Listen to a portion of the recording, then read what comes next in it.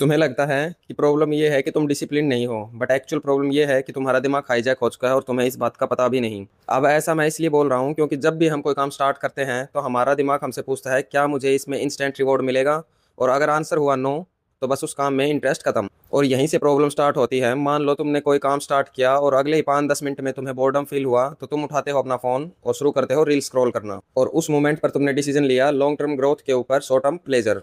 और जब ये चीज रोज रिपीट होती है तो ये हमारी कहीं ना कहीं आदत बनती चली जाती है। साइकोलॉजी में इसको बोलते हैं डोपामिन कंडीशनिंग, यानी कि तुम्हारा ब्रेन ट्रेन हो चुका है कि किसी काम को करने में इंस्टेंट रिवॉर्ड मिले, अदरवाइज उस काम को स्किप कर दो। और इसी चीज को डोपामिन नेशन में भी एक्सप्लेन किया गया है, जितना तुम इंस्टेंट प्लेजर लोगे उतना ही तुम्हारा दिमाग बेस लाइन हैप्पीनेस लूज करता चला जाएगा। यानी जितना क्विक तुम हैप्पीनेस चेज करते हो उतना ही अंदर से एम्प्टी फील करते हो। इंस्टेंट ग्रेटिफिकेशन सिर्फ तुम्हारा टाइम नहीं चुरा रहा, ये तुम्हारी टॉलरेंस भी खत्म कर रहा है। तुम वेट नहीं कर पा रहे, फोकस्ड होकर किसी काम को नहीं कर पा रहे, और धीरे धीरे काम को करने की तुम्हारी कैपेसिटी भी कम हो रही है। ये डिसिप्लिन की प्रॉब्लम नहीं, ये नर्वस सिस्टम का इशू है। तो इसका सिर्फ यही सॉल्यूशन है, अपने माइंड को रिवायर करो। पहला, बोरिंग चीजों को टॉलरेट करना स्टार्ट करो।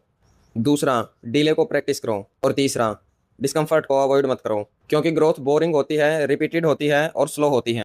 और अगर तुम्हारे माइंड को अगर फास्ट रिवार्ड की आदत पड़ गई तो तुम लाइफ में कभी ग्रो नहीं कर पाओगे। तो या तो तुम डोपामिन के स्लेव बने रहो या उसको कंट्रोल करना सीखो, क्योंकि एंड में जो तुम चूज करते हो वही तुम बनते चले जाते हो।